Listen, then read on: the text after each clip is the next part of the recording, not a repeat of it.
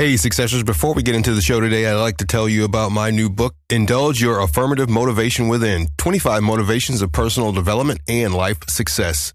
If you're struggling to stay motivated or just need a little boost, check out the ways that I've stayed motivated over the last few years. Go ahead and go over to Amazon.com and grab yourself a copy. That's Indulge Your Affirmative Motivation Within, 25 Motivations of Personal Development and Life Success. Get it now. On with the show. Success. Media. Network.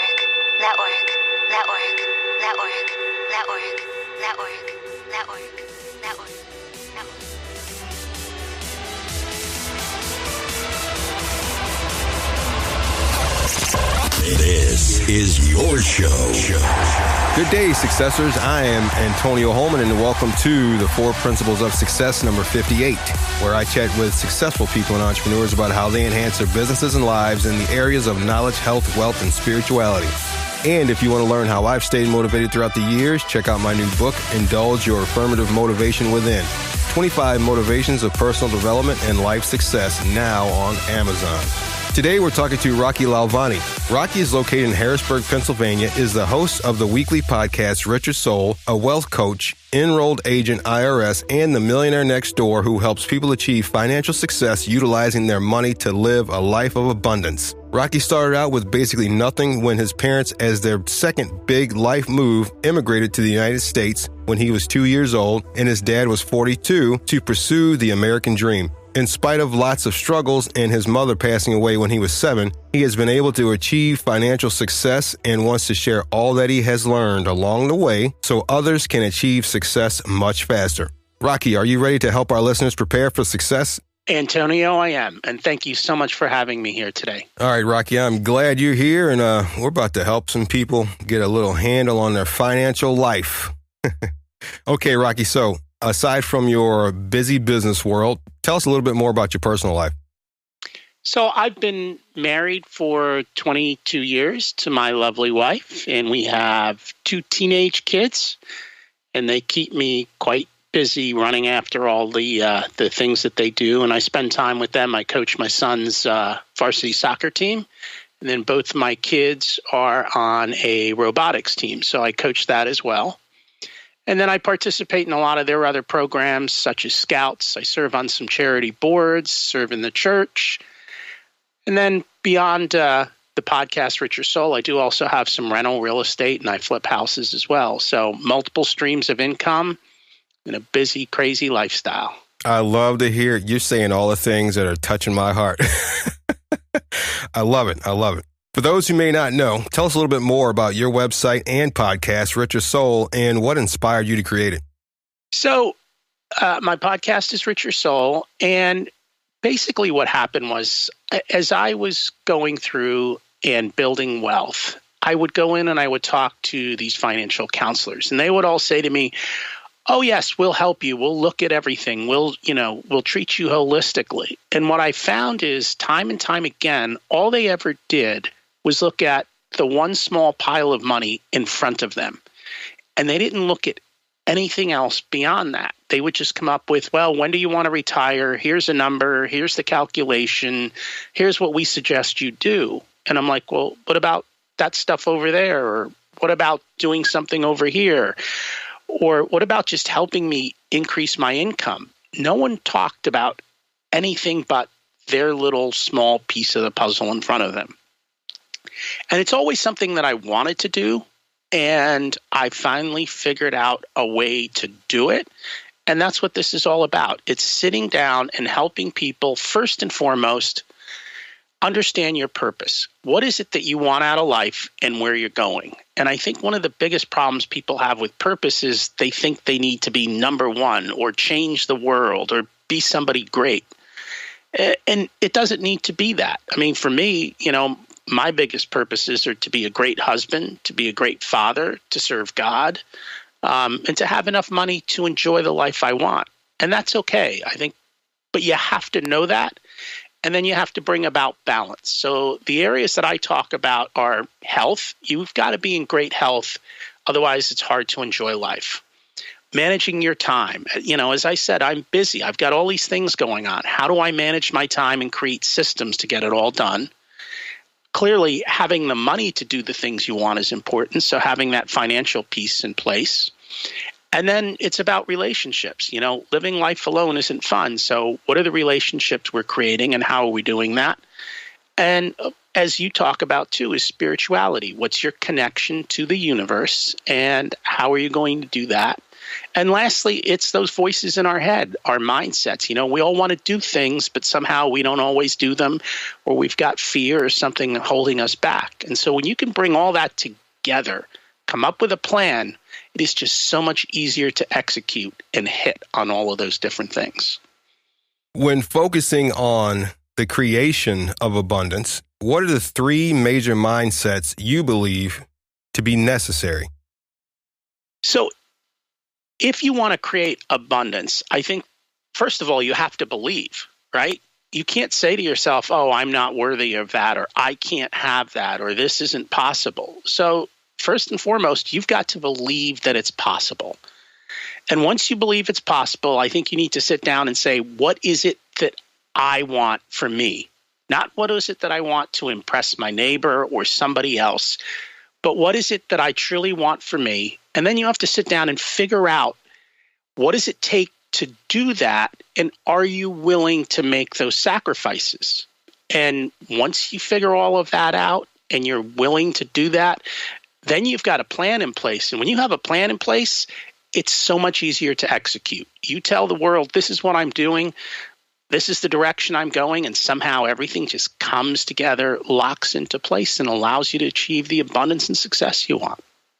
When talking about money, why does it seem that money affects some people differently than others? Some people think it's good. Some people think it's the root of all evil. What is that mental connection? So we learn our money mindsets when we are children. Could be as early as 3. On average, I think it's between 5 and 12. And you might have had an experience in childhood. Your parents might have said things around you might have been whatever. And we start to create these mindsets around money and what it is and how we should utilize it. Some people end up with great mindsets. Some people end up with mindsets that say money is evil. At the end of the day, money is nothing more than a piece of paper. It's a way to trade your time and services with somebody else for their time and services. Everybody spends money all day long. They buy things, people sell things. And I think you've got to get that relationship down to understand that money is a tool, and it's a tool just like any other, and used properly, it will give you what you want. Used improperly, well, it can be used for evil. It can be used for good, but it's not the money that's good or evil. It's you and how you choose to use it. When focusing on acquiring an abundant life, why do you feel it's very important to have a continuous learning mindset? Why is that so important? So I think the world is constantly changing. What worked 30 years ago isn't going to work today. I couldn't have done what I do 30 years ago. We wouldn't be here talking 30 years ago. We would have never connected. We would have never been able to share this knowledge with the world. We would have never had a podcast because it didn't exist. And so if the world is going to keep changing, we have 2 choices. We can either change and learn, or we can stand still. And if we're going to stand still, I kind of like living in 2017. Life is pretty cool. You've got to keep up. Now, you mentioned earlier you are into real estate. What was your first deal, your first couple deals? What were they, and what was the experience like to you? So for me in real estate, it's been a long journey. I actually, when I was a kid, I kind of was around people who would talk about real estate, and I would see people screwing up real estate. And then when I got in college, I actually got my realtor's license. And so I sold real estate for a little bit. And as I was growing up, I learned how to fix and do things around the house. So I had a ton of these skills, but I couldn't figure out exactly how to make it work for me. And it wasn't until I was in my 40s that I got my first real estate deal. And it was right after the recession. It was probably, I think, 2010. The stock market had crashed. Houses were all of a sudden at a fraction of the price they had been 5 years earlier, and there were deals abounding. And I was like, I should get into this rental business. It's another opportunity. The stock market doesn't seem to be doing so well. And I started talking to people, and someone had said, oh, that's interesting. We kind of live in this place and we don't like it. We'd like to rent from you. We'll think about it. And 2 months later, they called me up and said, okay, we're going to take you up on your offer. We want to rent a house for you. And so all of a sudden I had a tenant. I had to go find a house. And I already had all the knowledge from doing things. So then it was about executing. And that's the big part of life. You might have all the knowledge in the world until you execute. It doesn't happen. So I went out and I bought my first rental, and I priced it too low for rent, but I learned. And over time I fixed that. And I started to learn what it meant to make money in real estate. And at the same time, there were so many foreclosures coming up. I already knew how to fix houses. And so we started buying and flipping houses as well during that time frame. And it's continued to go well. The more we do it, the more we learn. We make mistakes, and we know not to make those mistakes again. And it's gone quite well. My only regret is that I didn't do it when I was 25 instead of doing it at 45. I would have been well ahead of the curve.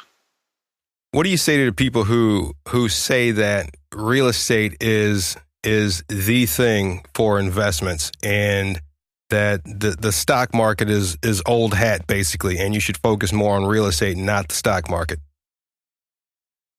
So I think it all depends on you. I have a ton of money in the stock market. I have a ton of money in real estate. I'm going to tell you something. My stock market money doesn't call me up and say, hey, the employees didn't show up today. Hey, the building, the toilet's clogged and it needs fixed. It doesn't require me to do much other than to invest. Real estate, on the other hand, takes a different set of skills. And within real estate, I think everyone looks at real estate, oh, there's one way to do real estate.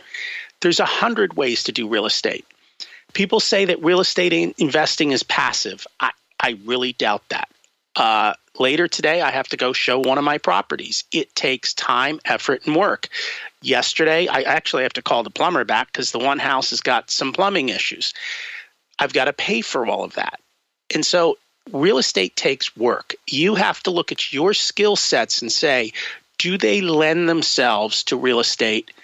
And do I want to do the work that's involved in real estate? And what part of the real estate game do I want to get involved in? Because there's just so many ways to do it. You can rent, you can flip, you can sell, you can invest in, you can be someone who just goes out and finds the deal and finds the other person. You can do hard money lending. There's just so many ways to do it. I think you have to look at yourself and your skill sets and say, this works for me and my life and my purpose. When you start working with clients on coaching their financials, what is the first part of their financial situation do you focus on? So I can't help you get to where you want to go until we know where we are. So first and foremost, I need to see your balance sheet. How much money do you have? How much do you owe? Where is it? Where are you at today? Second thing we need to know is, what does your cash flow look like? Where are you spending your money? How are you spending it? How much is coming in? So first and foremost, we need to know where you are. Second of all, where is it that you want to go? What is it that you want to achieve? And then we can start to put together a plan that helps you get from where you are today to where you want to go tomorrow. And what are the issues that are holding you back? What are your money mindsets? Because if you think money is evil and you start getting money, you'll find a way to get rid of it. And so you've got to have those conversations about your behavior with the money you have and getting a good understanding of that. And then you just got to have a clear plan. Where is it that you're going? What sacrifices are you willing to make to get there? And you have to make sacrifices no matter what you want to do in life. If you want good health, you have to make a sacrifice, right? I'm not going to eat bad food, or I'm going to go to the gym. Same thing with money. As we all know, life's a giant roller coaster of ups and downs, and nothing's always just the same and rosy and beautiful. Throughout your journey, what was that time when you felt most unsuccessful? I probably the screw ups I made in the stock market, 2008, 2009 was probably an unsuccessful time for me. I sold out at the bottom of the market, and that cost me hundreds upon hundreds of thousands of dollars in that mistake that I made. I didn't expect the market to tank. I knew that real estate was overvalued, but I didn't think that the real estate bubble would have that long-reaching effect that it did into everything else. And I just freaked at the bottom. And that was a mistake I made. And now I know that what to do the next time. So you learn. And I've recovered. And so it's okay because I showed back up. I didn't run away in fear. I made a mistake and said, all right, now I got to get back up, brush myself off, and keep going. What was your most challenging client-related situation, and how did you resolve it? I think the hardest thing with clients is getting them to take action. And it's not easy. It's not something that I can do. You've got to want to do it. I don't have the strength, the fortitude, or the time to drag you along step by step by step. I think people need to be willing to show up, be ready and willing to take feedback, and be willing to take action, even when they don't want to. And I think that right there probably holds back 90+% of us in life, is that we don't show up and we don't take action. What do you feel was the one hardest thing for you to overcome in your business that you've since conquered? Well, I'll give you an example in real estate. I think the hardest thing for me to do in real estate was to take that first step. And I think that's true in anything. The hardest thing to do is always the first step. It's the fear of, oh no, I'm going to screw up. I don't know what I'm doing. I don't know how to do this. And that fear prevents us from the first step. The moment we bought the first house, it was like things just started to fall in place. And you just start getting problems and you just start dealing with them and you learn from it. You're like, okay, the next time I do this, I'm going to get a little bit better. And the next time a little bit better. I'm at the point now where literally we can walk into a house. Within 20 to 30 minutes, I will make a purchase decision. So if I go buy a house, I walk through the house, I know exactly what to look for, what the issues are, what it's going to cost me. And within 20 to 30 minutes, we're like, okay, we're ready to make an offer. Let's go. I could never have done that when I started. When I started, I would have been nothing like, I don't know. Now, from experience, it all works out. And the only way to do that is to take the first step. The hardest thing, that first one. What one thing in your business are you currently struggling to overcome? So right now, I think with the podcast and the coaching business, it's just growing. I'm still just a couple years into this, and it takes a while to get things going. And so that's probably the biggest struggle, is getting out and talking to more people and sharing what I'm doing. And that's why I'm here with you today. This is part of my plan. All right. And because I talked to my coach and he says, if you want to grow your podcast, you've got to get out there and get on other people's show and talk to their audiences as well. And that's what I'm doing now. And I thank you for the opportunity. I'm glad you're here. Thank you. What do you feel is your one biggest business triumph to date? Biggest triumph to date.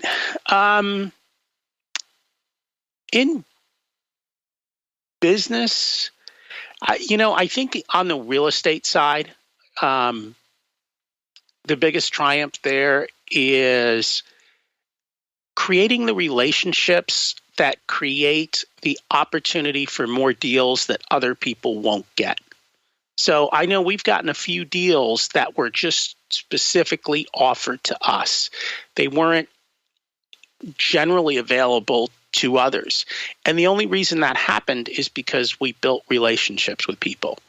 And when they get stuck in a particular situation or something goes wrong on another deal, we're allowed to step in and pick up an opportunity that others might not know or be available to them. What do you feel is your one biggest personal triumph today? So that's a health-related one. 6 years, maybe.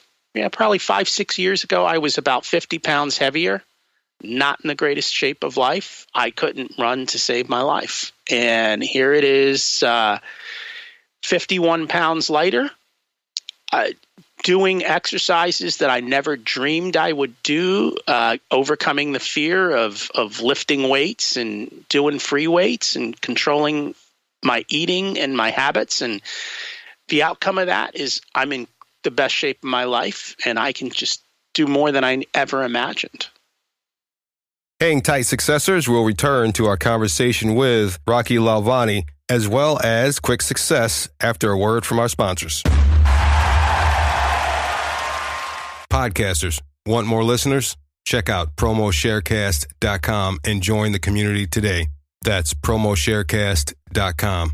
Join today and get the first month free, and you'll also receive 50% off for a lifetime membership. Sign up today. promosharecast.com.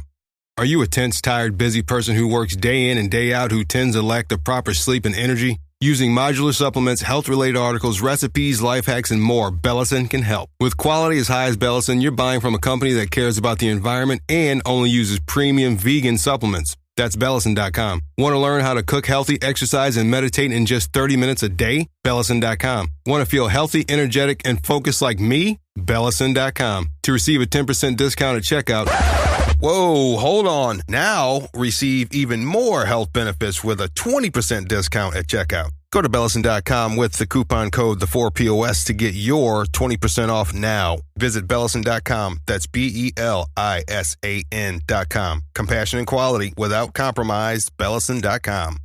Are you tired of trying every new diet fad? Sick of the pills, shakes, and vibrating belts? Are you just sick and tired of being sick and tired? Linda Lavender knows exactly how you feel. That's why she created Eat to Live to Love. Eat to Live to Love is a personalized mentoring program 100% unique to you. With 24/7 support, learn to shop smart, save money, eat clean, and find your purpose using the tools and resources you need to achieve real weight loss and transformative healing without ever having to buy another gimmicky fat-sucking wrap or magic protein shake. Eat to Live to Love has been the driving force behind people across the United States to not only change their lives, but to actually take back control. Find out how health coach Linda Lavender can help you become your own hero and transform your life at eattolivetolove.com or call 1-888-440-9795 for a free initial consultation. Stop just dreaming about success and make it happen with Eat to Live to Love. Visit eattolivetolove.com now. That's eat, the number 2, live, the number 2, love.com. Eat to Live to Love. Healing, weight loss, and fitness.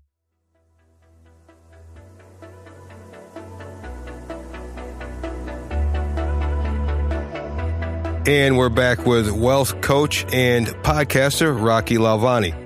Now we get into the part of the show I like to call Quick Success, where you, Rocky, can inspire the successors to enhance their lives in the areas of knowledge, health, wealth, and spirituality.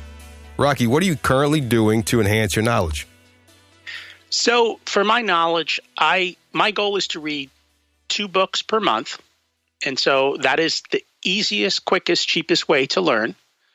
The second thing that I do is I might go to an intensive weekend somewhere that's highly focused on an area, or I might go to a conference that's highly focused in an area that I'm learning about.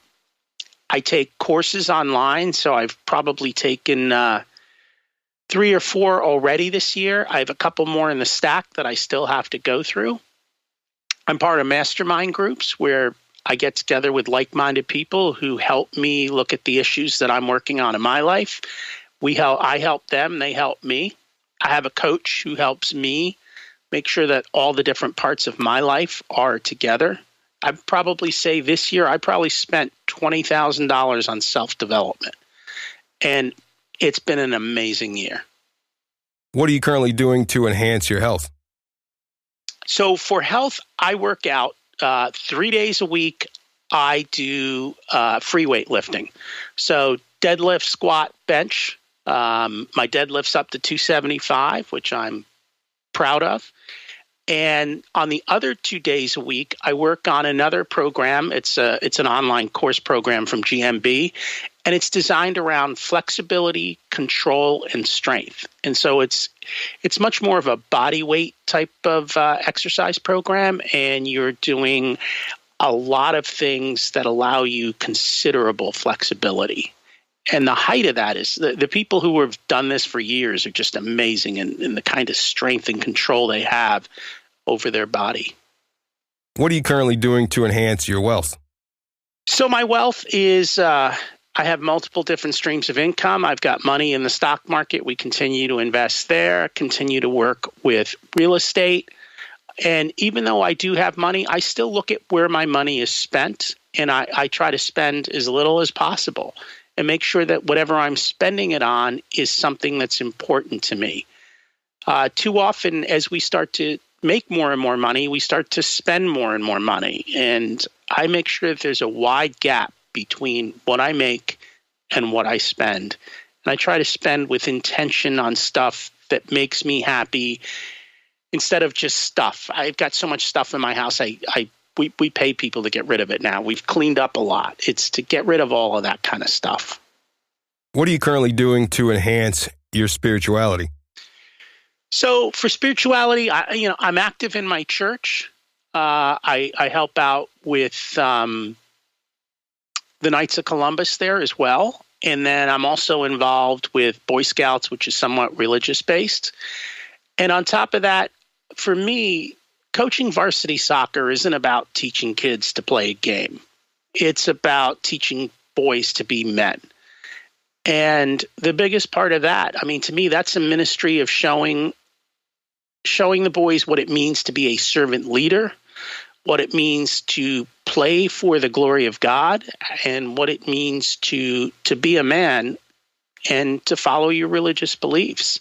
And so I think that's been one of the most rewarding. Are there any modern technologies or apps that help you achieve success? So the biggest thing that helps me is my Google Calendar. With so many different things going on and so many different calendars, we've literally got a calendar for everything. There's a soccer calendar, a robotics calendar, a home calendar, a kids calendar. And everyone knows if it's not on my calendar, it doesn't exist. It's not happening. And having that calendar across all the different people in our family and all the different activities that we've got to be involved with helps me to be focused. And I know what I need to do, when I need to do it. There's even notes in there for things that I need to follow up on. So if I need to make a phone call tomorrow to follow up on something, there's a note in my calendar to tell me to do it at the time that I need to do it with the phone number I need to call. So I don't have to think about it. It's like, oh, I need to call this person and do this at this point. Just do it, execute. So instead of trying to figure out what to do, I can just execute on what needs to be done at the appropriate time.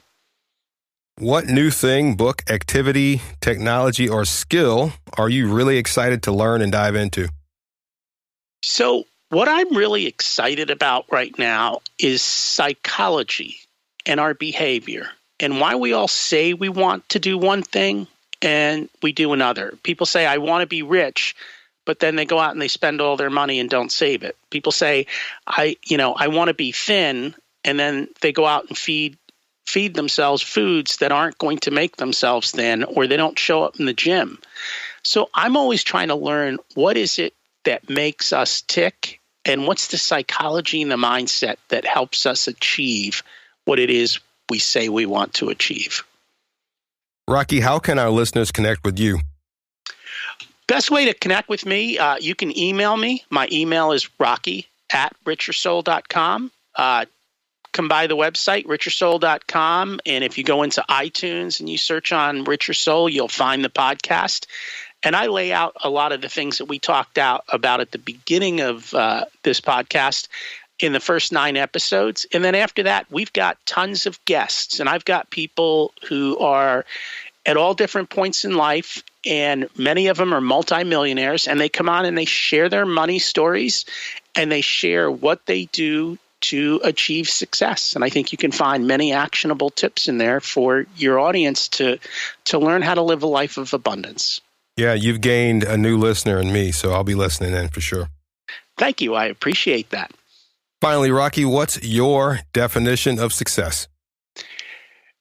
My definition of success, I think, is achieving my particular goals, living my life plan. I have a written life plan, and my success is executing on that plan and doing it with purpose and intention. I know I've decided what I want in life, and now I'm going to go do it. And that's success. As a matter of fact, my coach the other day read my life plan to me, and he says, as I read these sentences, tell me how you're doing, on two sides of the paper. I'm achieving, or I need to work on this. And I think we went through, 100, 200 lines, whatever it is. There were 4 or 5 little things out of that 100 that I was like, yep, I need to work a little bit more on this. And that tells me I'm living life on my terms and my goals, and it's fun. I know. I wake up every morning happy and relaxed and ready to face the day. Successors, I hope you've enjoyed my conversation with Rocky Lalvani. Please check out more successful free content like this at the4pos.com, as well as rate, review, and subscribe wherever you find podcasts. Thanks for listening, and prepare for success. Thanks, Rocky. Thank you. If you want to do more, earn more, be more, and stay more motivated, visit Amazon.com right now for a copy of Indulge Your Affirmative Motivation Within, 25 Motivations of Personal Development and Life Success. Get it now at Amazon.com. Podcasters, want more listeners? Check out promosharecast.com and join the community today. That's promosharecast.com. Join today and get the first month free, and you'll also receive 50% off for a lifetime membership. Sign up today. promosharecast.com.